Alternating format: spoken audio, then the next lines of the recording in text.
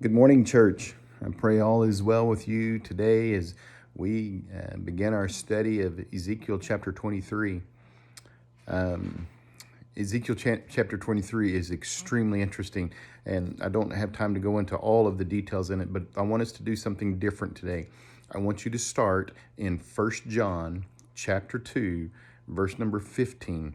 Verse 15 and 16. So 1 John chapter 2, verse 15 and 16 says this: Do not love the world or the things in the world. If anyone loves the world, the love of the Father is not in him. For all that is in the world, the lust of the flesh, the lust of the eyes, and the pride of life, is not of the Father, but is of the world. It's a great verse. I encourage you to highlight it and underline it because it describes something that is also, in my opinion, talked about in Ezekiel chapter 23. As you dive into Ezekiel 23 today, you're going to hear it talk about these two sisters. And these two sisters, they have the same mother. In other words, they come from the same place. These two sisters, one of them is named Aholah, and one of them is Aholabab. Now, Scripture is real plain on what they are. Aholah is Samaria, and Aholabab is Jerusalem. The word of the one sister, Aholah, or Samaria, is her tent. And so that name means her tent, where Aholabab means my tent is in her. And so you see the difference of those two words. One of them is, hey, this is your tent, and here is my tent is in you. And so as you read about these two sisters, you will see that they are chasing of the things of the world. Both sisters are.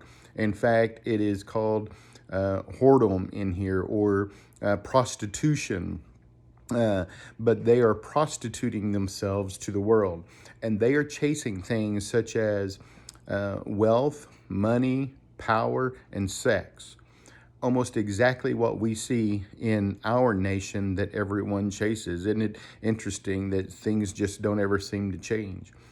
But that is what these two sisters are chasing themselves with.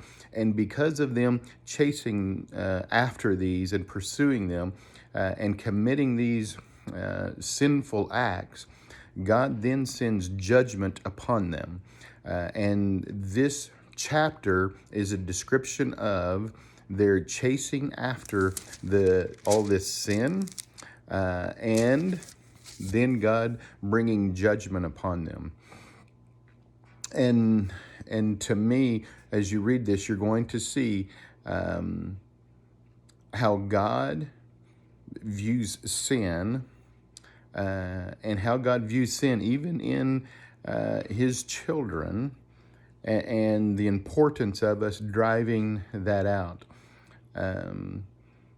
inside this text. Now, I do want to point out in verse number 39, it says, after they had slain their children, and when it talks about their slaying their children, it actually says that they were passing them through the fire. Just a verse or two above that they were sending their children through the fire. And after they had slain their children for their idols, on the same day they came to my sanctuary and profaned it. In other words, they'd go out and they would commit their sin, and then they would come into the sanctuary, and God said that was defaning of the sanctuary. Folks, we should not be bringing our sin into God's sanctuary. This is a call for holiness for God's people inside chapter 23. So I encourage you to spend some time today just in prayer and just repenting of any sin that you might have in your life and cleaning out this sanctuary where God dwells within inside of us. Anyway, I hope you enjoy Ezekiel chapter 23. May God bless. Look forward to seeing you Sunday morning. Have a great day.